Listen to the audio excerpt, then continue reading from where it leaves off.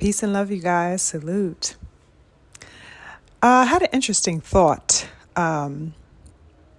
surrounding Gervonta Tank Davis. As always, he is definitely going to be among, some type of discussion with me because he is definitely one of my favorite fighters and has long been, as I've said time and time again. And I have also, even though he is definitely one of my gunners, I have so many questions surrounding that man and his moves that I often find myself perplexed amid my support for him.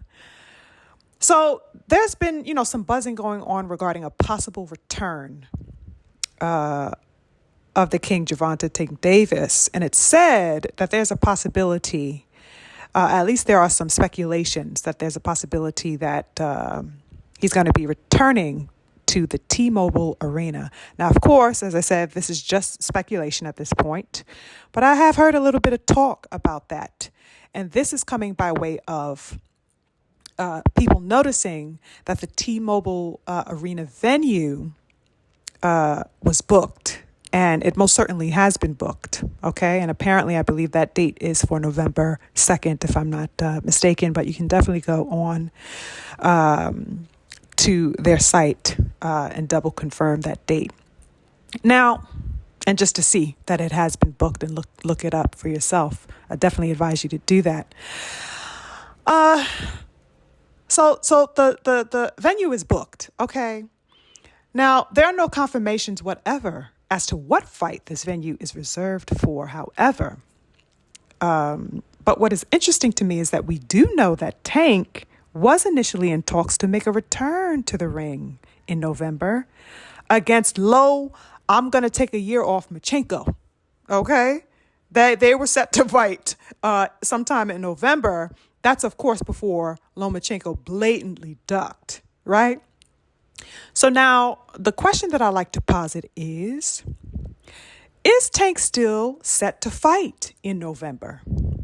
And if so, against whom? Against whom, you guys? Lomachenko right now currently is somewhere putting on some Bengay on his joints, right? So he's out.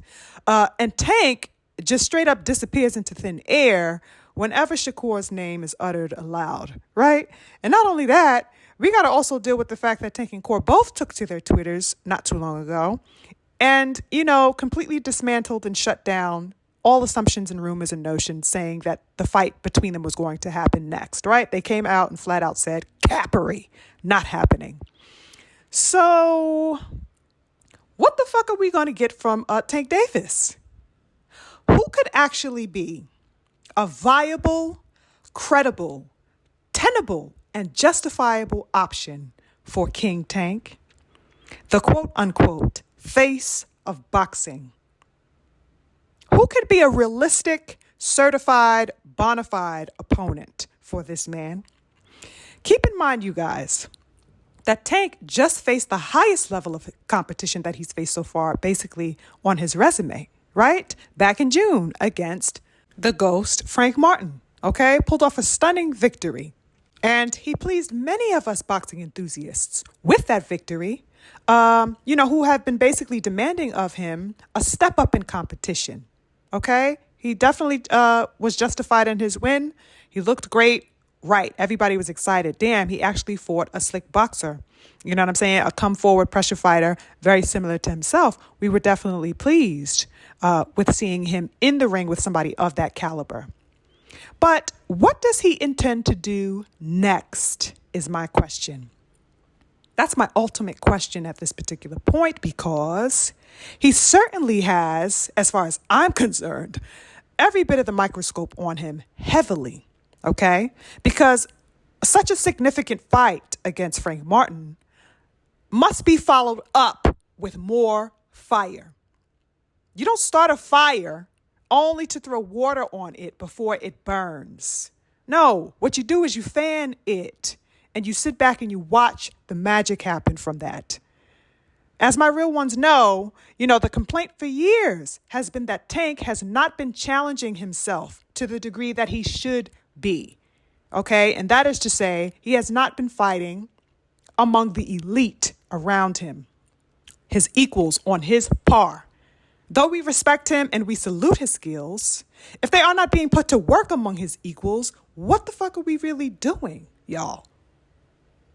Okay, the Frank victory, I'd expect, would only propel him towards similar fights or better from this juncture onward, right?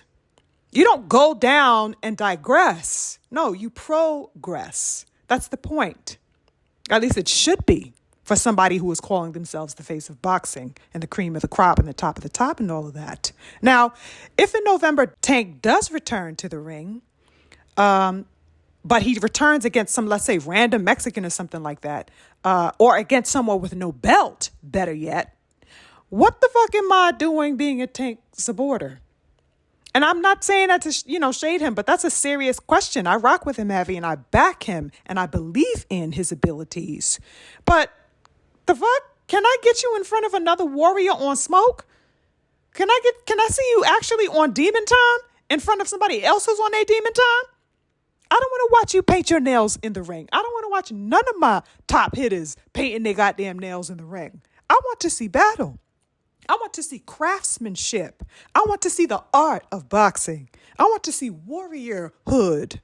That's what I sign up for. And that's what I demand, and that's what I expect. It should not, begin and end with Frank Martin. Frank Martin was the beginning. He should have been the advent of a new chapter, the dawning of a new Javante that is calling for the heads and claiming the heads of all the people who think they bout that. You know what I mean? All of these people should be food, especially and particularly the champions surrounding him in his division. Okay? So, yes, I am sitting back and I am wondering, I am asking, what is Tank going to do? What is he going to show the boxing world upon his return? This man has never unified a belt in his life, you guys. Like, I'm tripping about that. And it's crazy to me that is never mentioned, aside for a few real ones out there who already know what time that is. But that is not a popular discussion. That is not a discussion publicly and amid and among his fan base or even among, general media. Nobody ever mentions that. The man has never unified a belt in his life. How was that possible for somebody calling themselves the face of boxing? When is he going to defend his title against another champion and unify you guys? Like what? How is this even a situation or a matter at hand? When is he going to start collecting straps out this bitch? What? I'm beyond mystified. And the reality is that, these things cannot be allowed to slide any longer, or else we'd, the boxing community, okay, we'd be treating boxing like it's some type of charade. And y'all know I'm not trying to have that because this is the sport I'm passionate about. You know what I mean? I stand with these beautiful brothers. This is not for show. This is not for play. I really do rocks with the fighters that I back and support. I want to see the best in them because watching and supporting the best in them is us at our collective best. That's what my support of you means. The fuck are we talking about if we're not talking about that? But yes, I think, in my opinion, that Tank is walking on a string, okay? A tightrope, if I would use a metaphor. Tank is definitely walking on a tightrope of sorts, okay? And the question that I have for him in watching this tightrope balancing act of himself is he deliberately balancing himself so as not to fall among the other lions and champions below? I think we'll have our answers soon enough upon seeing his return and seeing his next moves, no doubt. Anyway, I'll leave it there for now, you guys. I'm on to the next. Peace.